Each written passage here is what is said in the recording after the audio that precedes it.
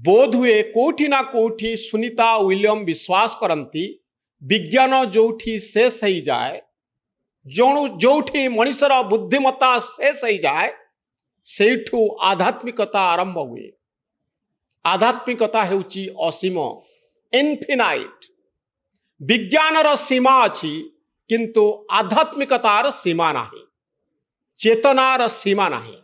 अर्थात विज्ञान सबु किछिर रहस्य जानी पारि नाही। विज्ञानर आजिर दिनर स्थिति होउची यह निर्दिष्ट परिसर भितर अछि। महाशून्यर अनेक रहस्य को विज्ञान भेद करि पारि नाही। सेमती यह मनीष पाई रहस्य होई रहिछि किंतु भारतर दर्शन रे आध्यात्मिकता रे अनेक किछि रहस्य जहा को उद्घाटन करा जाइछि। जो रहस्य को आध्यात्मिकता व्याख्या करिछि, आध्यात्मिकता वर्णना करिछि एवं घटना संपर्क रे आमको स्पष्ट भाव रे एही शास्त्र पुराण कहि पारुछि। गीतारे लेखा जाइथिबा समस्त कथा को परीक्षागार रे परीक्षा करि हब नाही, किंतु मनीष मनरे शांति आनिबा पाई, भावना को पवित्र रखिबा पाई, मन को स्थिर रखिबा पाई गीता भली एक पुस्तकर आवश्यकता रही। जहाँ हेउछि जीवन दर्शन मनीष को संकट बेले सहायता दे थाए, मनीषर मन को स्थिर रखि थाए। जड़े वैज्ञानिक भाव में सुनीता विलियम सेइथिपाई भगवत गीता को साथी नहीं जाइछंती। आपण महाशून्य को लक्ष्य करंतु।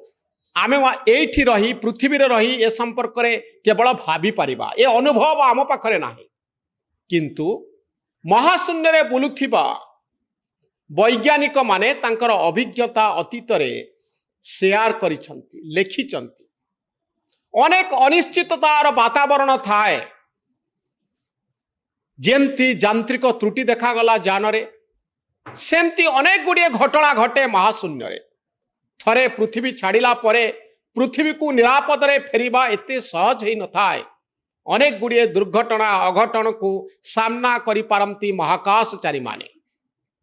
आउ इहारी भितरे मन को स्थिर रखिबा, मन को कामरे लगाइबा, कर्म दायित्व कौन बुझिबा, कर्तव्य को ठीक भाव रे पालन करिबा, कर्मरे मन लगेइबा, कामरे मन लगेइबा, ये सब कथा गीता शिखई था।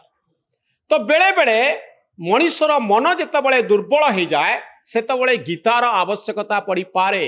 सेतिपाई सुनीता विलियम का भली वैज्ञानिक माने गीता को साथी रे धरी महाकाश को जानती। आउ जीवन कठोर परीक्षा बेले गीतार उपदेश साहाय्य लोड़ती जीवन गतिपथ को निर्णय करबा पाए। सुनीता विलियम पृथ्वी को फेरिबे, आउ ए पृथ्वी को आसिला परे सारा पृथ्वीर लोक मानक पाई जो वार्ता देबे से वार्ता आम समस्तंक पाई एक नुआ अभिज्ञता तैयारी करिबो।